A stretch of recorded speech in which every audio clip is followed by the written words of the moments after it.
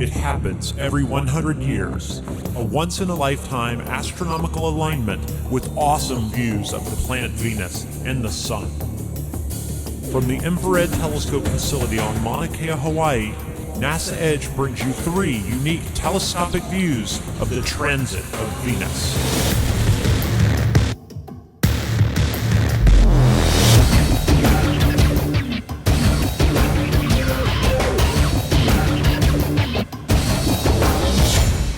Eli ane ho io taiti mai, ahiti mai no otoi, ahiti puno me te aloha, aloha e. I want to thank Koa in particular right off the bat for that wonderful chant that opened the show. But that's a big part of what's going on with this broadcast. Not only are we looking at the Venus transit, which is impressive, but a lot of what we've done is centered around Hawaiian culture, which I understand has a lot to do with astronomy. We as Hawaiians have always been astronomers. We've looked to the heavens for guidance. And if you think about it, navigation and wayfinding is with the stars, and that's what brought us here from the South Pacific originally. So it continues here because not only are we looking at the transit, there's a whole complex of observatories up here. Yeah, absolutely. You know, the Polynesians and Hawaiians of old were explorers of their day using the instruments that they had at hand at their time. Today's explorers, of course, are astronomers on the tops of big mountains like Mauna Kea here, and they're discovering distant galaxies in a vast universe. So there's a lot of parallels here. We're up here at an area, while it looks like Mars from a NASA standpoint, I mean, obviously it has great significance for Hawaiians in general. Mauna Kea has always been a very sacred mountain to the Hawaiian people. It is the highest point in the Pacific, and we say that this is Vauakua, it's the realm of the gods. So it's very sacred. David Kalakaua, our last king, he actually invited astronomers to come here in 1874 for the Venus transit. And they set up telescopes on Oahu. They set up telescopes here at Hulihe'i Palace in Kailua Kona, and also on the island of Kauai in Waimea Town. This event is a revisitation of an event that occurred 136 years ago under the reign of one of Hawaii's last monarchs. It offers a cultural component for which many of our young people can take great pride in. And I think that's great too, and I hope that there's some additional breakthrough that will allow us all to come back in 2117 to Mauna Kea and actually witness the next transit. You know, I mean, well, you know, I'm rolling the dice on that one. If that's okay. I don't want to wait that long, Blair. Well, I tell you what. After the show, you can take the copy of what we do here and just rerun it. Lou, this has been a sort of a 2-year process in the making to get ready for this event. Take us through that process. Actually, the process started back just a little before 2004. When we realized, oh my God, there are going to be 2 Venus transits and we're going to be around for them. So we built the education program for the 2004 transit, observatories from Nova Scotia down to South America looking at the transit and piping the images in. About a year and a half ago, we started preparing for this one. And what's so cool about this is we have so many wonderful partners around the world who are helping us out, holding transit parties, holding observing events. This is truly an international, worldwide event. And right now you're taking a look at the H-alpha telescope. And throughout the show, we will be going to calcium K. Then there's a white light filter. So we have 3 different views, and we're going to be rotating those views throughout the 7-hour program, and it's pretty stunning, isn't it? And seriously, kids, if you're out there, please don't look at the sun. Even our cameras, if they weren't filtered properly, it would damage the cameras to look into the sun. It's right. Serious business. And we got to remind you of how high what altitude we're at. It's affecting It's affecting me already. We're at 14,000 feet, and we actually came up to Mauna Kea several days ago to get acclimated. But even if you're acclimated, you know, you can show the effects of altitude. And if during the broadcast we start speaking slowly or something comes out wrong, it's because we're being affected by the altitude. We have a special partner way up in the sky in space that's actually taking some cool images of the sun. Yeah, that's SDO, or the Solar Dynamics Observatory, and that's NASA's newest solar mission that's giving us this super high-definition view of the sun in many different wavelengths of light, incredible spatial resolution. The images are spectacular, and so they've put together a special viewing program just for the transit of Venus. and they're going to give us an unprecedented view from space from before it even reaches the sun, as it travels across and then leaves the sun. We're going to see it not only in the visible, but we're going to see it in extreme ultraviolet, which shows us this outer area called the corona, which is something that's very difficult to see from the ground except for during a total solar eclipse. As I understand it, you're the director of NASA's Infrared Telescope facility, correct? Yes, I've been doing this for about 10 years now. What do you do at the IRTF, if you will? Well, the IRTF was built by NASA to support planetary missions. So our priority is to provide observations that are useful for NASA, for NASA's missions, and also for planetary research. It's pretty unique to have an infrared telescope. What do you actually do with an infrared telescope? Because obviously all my astronomy work has been with amateur telescopes. Okay, well, infrared is a heat radiation, and it turns out there's a lot of information in the infrared wavelengths that don't exist at visible wavelengths. And because it's heat radiation, we can detect the amount of heat that astronomical bodies emit. So we can measure temperatures of the surfaces of the satellites and planets and other stars and even galaxies. Did you pick this location on Mauna Kea because of its altitude and everything, because it helped infrared observation particularly, or what played into that decision? Yes, this telescope was built here specifically because it's the best site in the world for infrared astronomy. Because high altitude means it's very dry. Mm-hmm. We're above a lot of the water vapor in the Earth's atmosphere. And water vapor is the main absorber of infrared radiation. So it's very important to be at high altitude. And also it's cold. Since we're trying to detect infrared radiation, thermal radiation, it's very important to be in a cold site. Now, do you guys run all year, or do you operate seasonally? We operate pretty much every night of the year. We're one of the few observatories that welcome visitors to bring their instruments to the observatory. We can transmit the data to their home institution by the internet, but more importantly, many of our observers observe remotely. They'll stay at their home institution and observe with our telescope using the internet. Actually, most people do enjoy coming out here. It's quite an experience to be up here. But it is an extreme environment. In fact, we've learned all about the safety precautions that you have to take here, even driving up in terms of snow and all kinds of conditions you might encounter. Mm-hmm. But then also operating at altitude requires a good buddy system and lots of contingencies. So the observers and the scientists and all the facility folks stay safe. Cheryl, and some people would ask today, what's the big deal? Why should we care about the transit of Venus? Well, the transit of Venus is one of those things that have helped us understand our place in the cosmos. You can measure the transit of Venus and do some simple trigonometry and geometry. Yes, you too can do it in school. and basically calculate the distance between the sun and Earth. And that astronomical unit gave us a calibration for how far away all the other planets were. In the early 1600s, they only knew relative distances, how many times further away things were. As soon as they got one distance measured, then they could use ratios and apply it to everything else. And parallax was the method we can determine what that distance is. That's right, and this is the miracle of the ancients, who didn't have telescopes, they didn't have spacecraft, they didn't have advanced instrumentation, but they had their minds, and they came up with these amazing techniques to understand the universe. So we have this technique called parallax. Parallax, in just a few words, is the fact that nearby objects appear to fall against their background in different places depending upon who's looking. And the best way I've found to demonstrate this is just to use your body. Okay. Outstretch your arm and put your thumb up. Yep. Okay. And now close one eye. Does it matter which one? It doesn't matter which one. Okay, I'm going to close my right eye. All right, that's fine, Blair. Okay. And then look and see where your thumb falls on the background of the IRTF here. Now close that eye and open the other one. Gotcha. Oh, wow. I'm almost covering the There's a camera shift. now. It shifts. Your thumb appears to shift, doesn't Absolutely. it? Yes. Now do it a couple of times so you make sure you know how much your thumb is shifting. Oh, wow. Okay. Yeah, there's a big shift. All right, now move your thumb in close to your face. Okay. Do the same thing. First one eye, then the other. Oh, my God. Oh, wow. What do you notice? The distance is greater.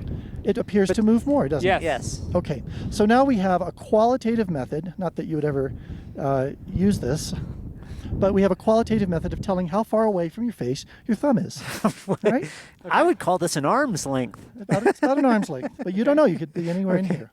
Now replace your thumb, though. Replace your thumb with the planet Venus. Okay. Your thumb is now the planet All right, Venus. I see that. Your two eyes are now two observers on the Earth, spaced widely apart. Oh. Yep. And the background of the IRTF here is the sun, is the disk of the sun.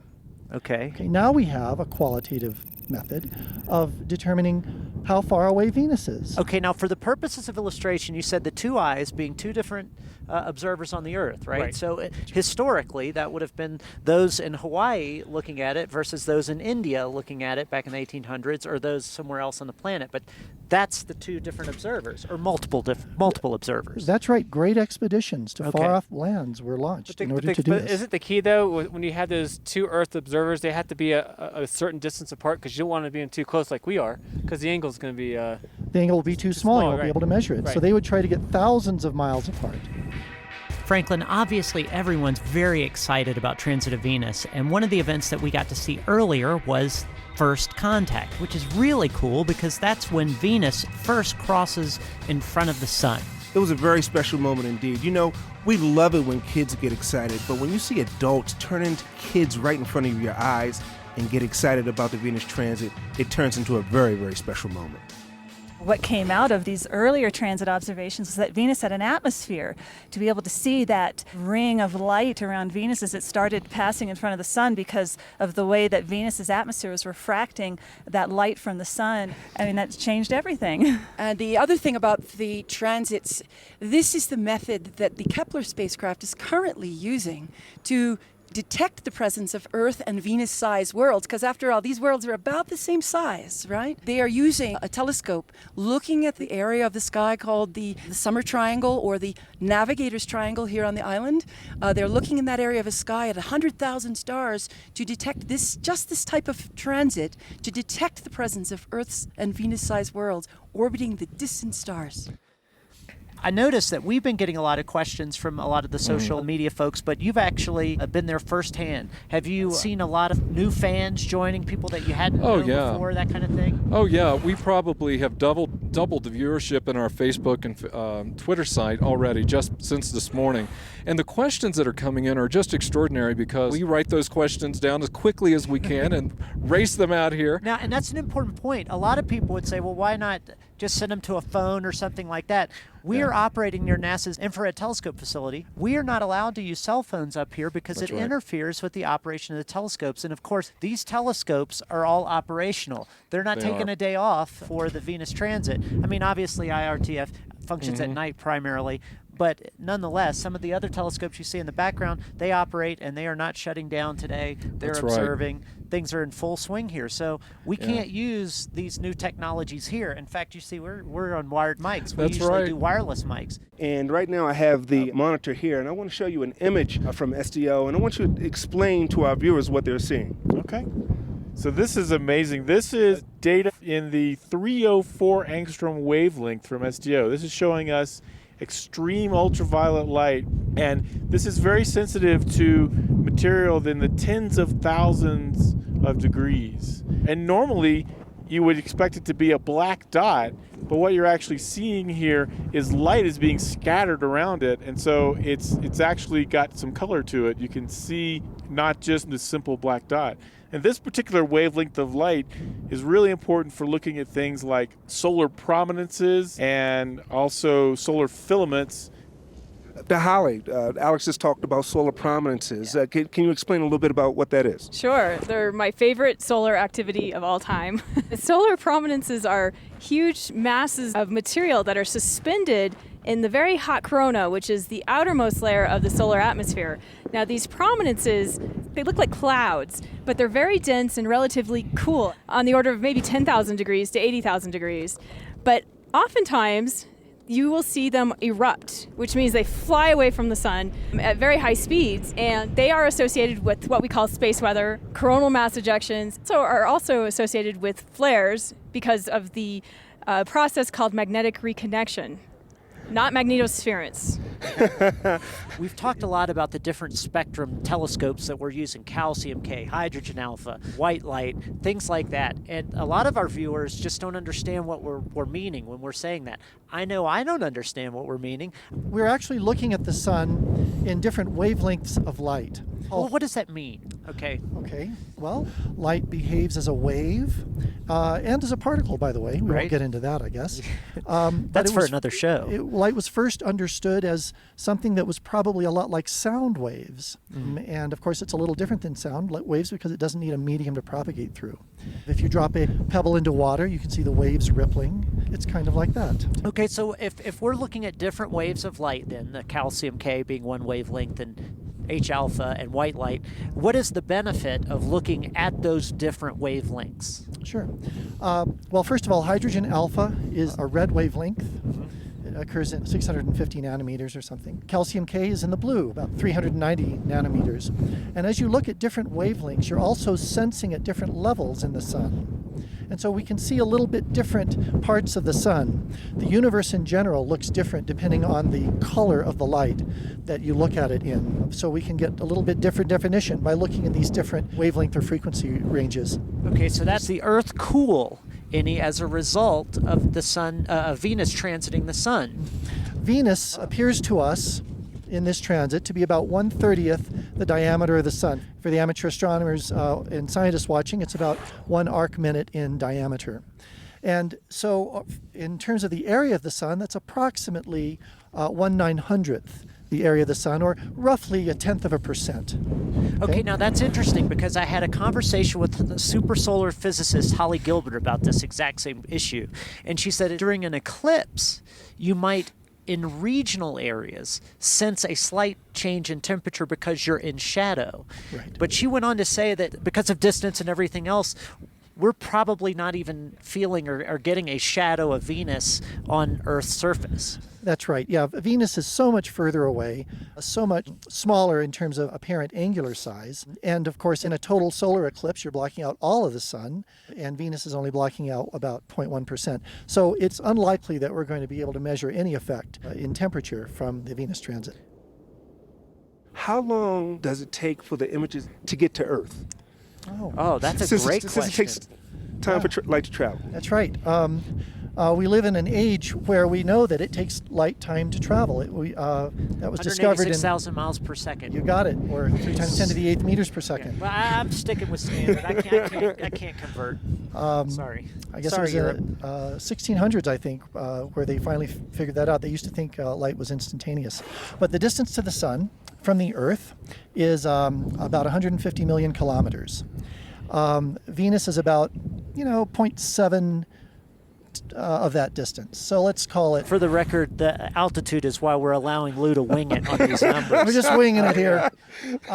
It takes light about a little over 8 minutes to reach the Earth. And so, probably something like a third of that. So, a little less than 3 minutes from Venus. And the question is, can the ISS see the transit? Absolutely, yes. We have been posting imagery that we've received from the ISS, and it's really spectacular. And that person who's actually taking pictures on the ISS is astronaut Don Pettit, who is the first person to be on station to actually take pictures of a Venus transit. What an historical occasion for him to be up on station. He's actually taken the pictures from the cupola. That might be the only place that's better than here. Good point. I think that's a good point, yeah. Good point. Can I look at the sun using binoculars if I'm using solar glasses? Not if you're wearing the solar glasses and you have the binoculars in front of your face and the binoculars are not covered on the front, no. The solar film that's used in standard solar glasses is a plastic, and it's not designed to take that kind of a heat load that the binoculars would be able to provide to it. If you have a film in front, then you're probably okay. I still have a hard time recommending that anytime either. But definitely not on the eyepiece side of the binocular. Now, another question. This is more of a generic question. I don't know if this is going to be easy to answer. I mean, how do telescope filters work, and why do we need them? They essentially remove the light that we don't want it to go through the system, right, and only allow that light to go through the system that we're interested in. It's not always possible to do everything that we do there with one filter. In fact, our hydrogen alpha telescopes have 17 filters in them. 17 filters? 17 wow. filters. So 17 pieces of glass. 17, well, there's less pieces of glass, but some pieces of glass have one filter coating on one side, one filter coating on another side. More than half of those are for safety. You know, safety is our number one concern. Right. When you get into some of the other filters, the Edelon actually produces multiple wavelengths of light in a comb kind of shape. And then we have filters that kind of trim out all the bad cones, and then we have one, and then we trim that back even more. So it's a process to be able to get all the way through, removing all the reflections and get it really where you need it. Were indigenous Mesoamerican astronomers aware of the transit of Venus? And certainly the Mayans were some of the most incredible observers, ancient observers of Venus. Their calendar is so precise, even by modern standards. And it's interesting, you know, that the Venus transit marks the end of their latest calendar. The Mayans were really exceptional Venus observers. Well, I know so little about the scientific side of things. I'm learning all the time here, and I thought this was a great question. Are Venus and the Sun rotating in the same direction? The Sun actually does rotate. On average, it's 28, 30 days. It rotates more rapidly near the equator than the poles. So it's rotating in the same sense that most of the planets of the solar system rotate. But Venus, for some mysterious reason that is really not understood, rotates what we call retrograde or backwards relative to the other planets in the solar system. So all of the other planets, well, Uranus is tipped on its side, okay? And so that's a little funky too. I was going to say, isn't Venus saying, like, why are all the other planets rotating in the wrong direction, you know? It's all relative. Yeah. But, you know, and again, Venus's day, its rotational period is longer than its orbital period. So, interesting. Yeah. Okay, so they are just now my question, or the first thought I had when I even heard this question was, well, if they do rotate in different directions, what kind of impact does that have on Venus as a planet and maybe its role in the solar system? Well, it's an interesting, you said impact. I mean, why does Venus do this? Because, of course, the nebula out of gas and dust out of which the whole solar system formed gave us a sense of which way things ought to be rotating, but probably some form of an impact in the early solar system created this. And of course, yes, that slow rotation does change the atmospheric dynamics a lot. You heard earlier in the show that there's a level of the atmosphere of Venus that super rotates 60 times faster than the surface of Venus. Wow. Right? So it's incredible, and that's a mystery. Dynamicists do not understand why that is yet. It's just funny the characteristics of a planet and an event like a transit actually come together to make up a kind of a perfect storm scenario of information for us as observers. You know, Blair, the perfect coincidence that the angular size of the moon matches the angular size of the sun, and that the Venus transit conspires the orbital geometry and everything so that it's a day's event. That it's 6 hours, we can enjoy this and do a webcast of this nature and celebrate Venus. We had a wonderful time learning from some of NASA's best astro and solar physicists, educators, as well as many other contributors that joined us on the show. The last Venus transit of our generation has passed, but the memory of this special day will live forever in this groundbreaking broadcast from Mauna Kea.